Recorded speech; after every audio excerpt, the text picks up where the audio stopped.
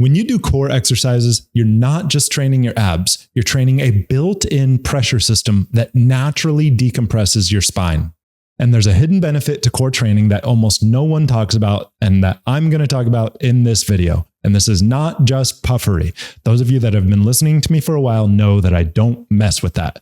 Truly understanding this information can have a life-changing impact on your ability to get out of back pain. This is the part of core training that is not very well understood. To you and many people, the core may just seem like a protective layer of muscles, skin, and fat.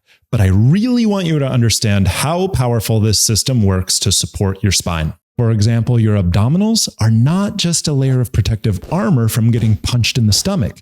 When functioning properly, they close off the largest power leak in your body, your belly, creating a 360-degree compression force surrounding your spine like a built-in corset brace, yet more effective.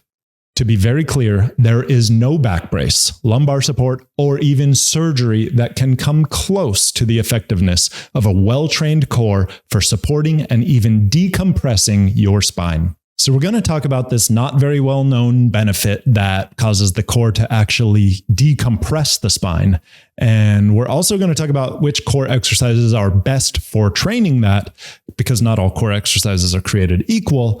But first, you have to understand some basics about why the spine needs the core. See, your spine is a flexible column, not designed to bear load alone. And without core engagement, structures like your discs, ligaments, and joints take the stress. With a trained core, load is distributed, stability is increased, and compression is reduced. And I know that may not make a lot of sense. Compression is reduced? How is that possible? Because when muscles contract, they shorten. And if your abdominals shorten, wouldn't that increase compression? So let's understand the three basic functions of the core, and then we can talk about how. The core muscles create 360 degrees of stability around the spine, creating a dynamic back brace in all planes of motion: anti-flexion, anti-extension, anti-side bending, anti-rotation, so that you can move your body and your limbs without micro movements irritating the tissues inside your spine. Number two, the core muscles distribute and even absorb forces. They share the load so no single disc or joint gets overloaded. They improve shock absorption for daily life and sporting activities. Number three, they improve movement efficiency. Have you ever felt like your upper body and your lower body were kind of disconnected?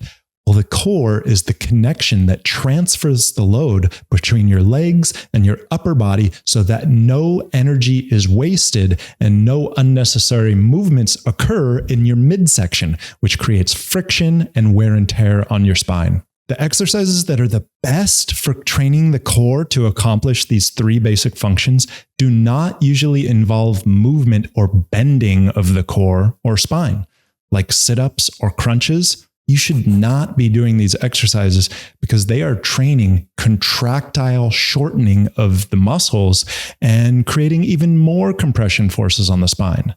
Sit-ups, crunches, and other exercises that involve bending your core are also not very applicable to most activities in your daily life. So this is the concept of specificity, where you want to train what you're actually going to be doing. And most activities of our daily life involve the core stabilizing, creating a strong foundation for the levers that are our legs, hips, arms to pull against.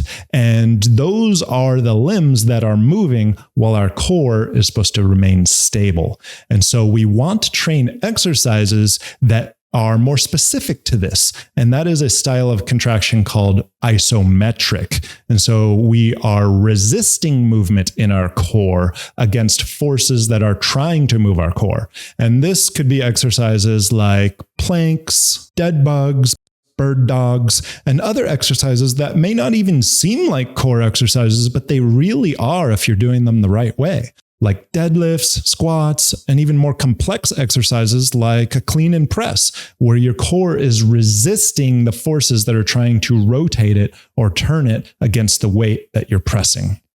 These exercises are far more specific to posture, spinal protection, and everyday movement. If you want your core to protect your spine, you have to train it in the way that you expect it to perform, resisting unwanted movement and not just producing movement. Okay, so now that you understand the basic functions of the core and the idea that it's a 360-degree back brace, as well as the idea behind isometric training that matches posture rather than concentric contraction that shortens the muscle tissue, you're ready to understand this extra benefit that leads to decompression of the spine.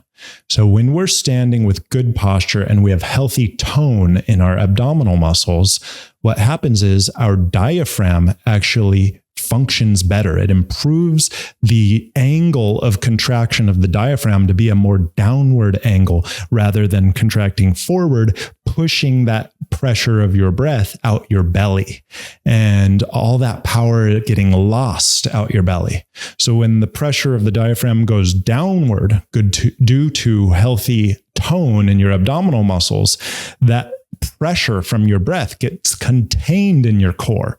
It increases the pressure inside this cylindrical chamber that is your core surrounding your spine. And anytime you increase pressure inside a closed system, it increases the stability inside that system. And it actually can create decompression in your spine if your core is preventing expansion out the sides and pressure is increasing, wanting to increase expansion out the top or the bottom. And so this is a beautiful thing because we breathe 20,000 times a day. And so every breath you do, every inhalation has the ability to be a micro-decompression as you inhale that pressure into your abdomen and contain that power of intra-abdominal pressure with healthy tone in your core muscles. Hopefully that makes sense to you. And I will say this has been one of the most powerful tools that I've used in my long journey of getting out of back pain, which I suffered from chronic back pain for over 10 years, tried everything under the sun. And I have now been out of back pain for 10 years and being able to maintain that and live a fully functional life due to knowledge that is empowering me, just like what I'm talking about with you. And we have to remember that you actually have to put in the work. This knowledge is just the beginning, and the work is where you're going to get the real benefit to your body. And this stuff does have a real life carryover. Training your core will transfer over into daily life activities like lifting your kids, groceries, bending, twisting, athletic performance like sports, golf, running, posture, endurance like sitting at a desk, work, driving, and it does reduce flare-ups so that you can get back to activities that you love doing sooner. So where do you get started? Well, I've already given you some exercises that are very common and you can find instruction on the internet or from a physical therapist, like the plank, bird dog, dying bug.